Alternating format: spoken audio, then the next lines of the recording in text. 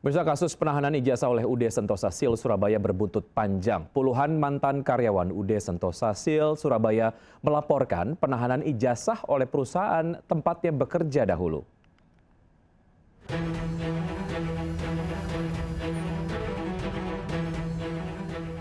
Empat mantan karyawan UD Sentosa Sil Surabaya mendatangi Polda Jatim melaporkan kasus penahanan ijazah yang mereka alami. Perusahaan berdalih ijazah karyawan ditahan sebagai jaminan selama karyawan bekerja. Namun di antara pelapor ada yang tidak bisa mengambil ijazah mereka meskipun telah keluar dari perusahaan. Untuk resignnya baru Senin kemarin, tanggal 14 April.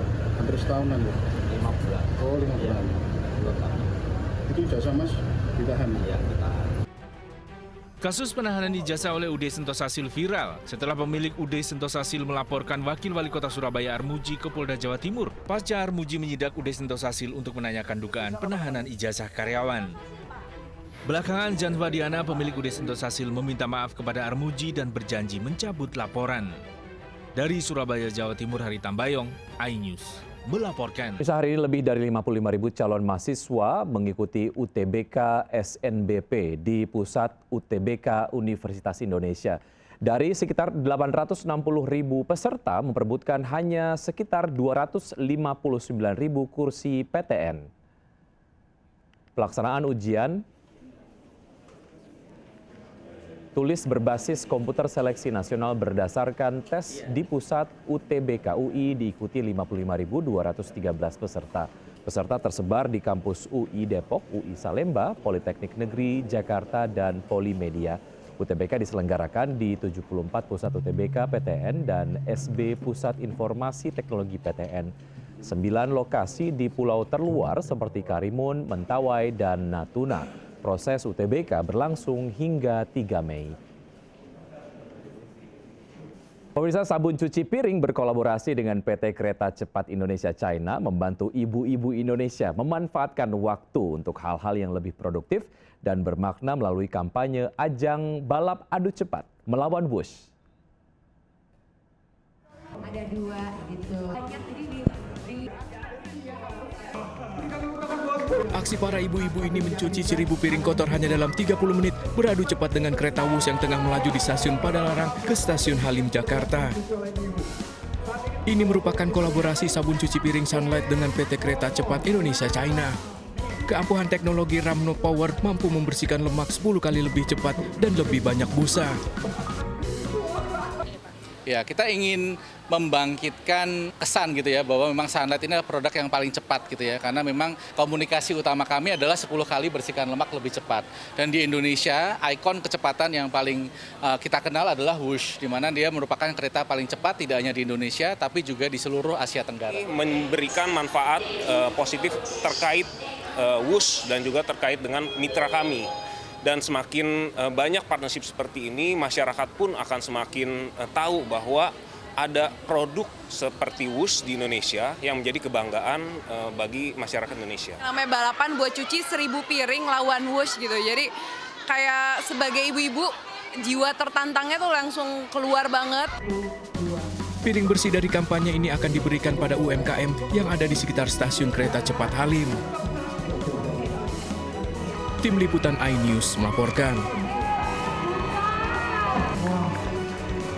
Dewan Pers menemui Kejaksaan Agung usai seorang direktur pemberitaan TV swasta ditetapkan sebagai tersangka perintangan penyidikan.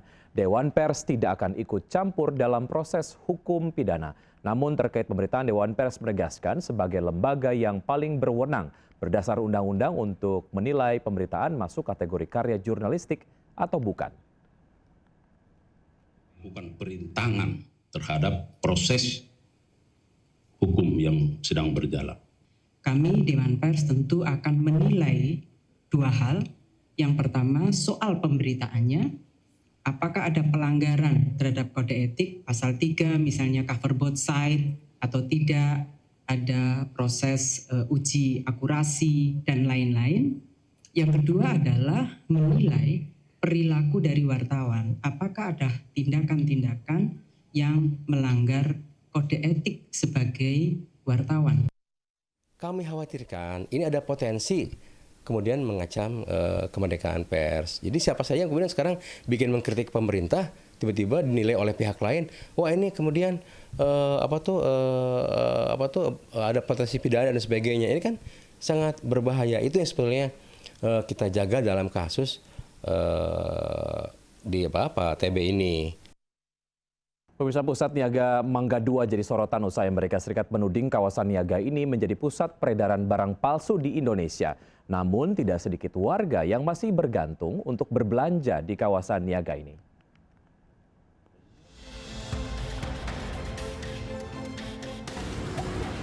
Kawasan niaga Mangga 2 Jakarta Utara masih masuk primadona pusat belanja di Indonesia. Selain variasi barang, harganya terjangkau jadi alasan warga berbelanja. Namun Mangga 2 kini jadi sorotan dunia usai Amerika Serikat memasukkan Mangga 2 dalam daftar hitam pusat penjualan barang palsu. Laporan National Trade Estimate Report on Foreign Trade Barriers tahun 2025 yang dirilis Kantor Perwakilan Dagang Amerika Serikat USTR menilai pemalsuan merek dan pembajakan hak cipta di Indonesia merupakan masalah serius. Sementara pembeli tak pernah mempersalahkan keaslian barang. Komplain nggak?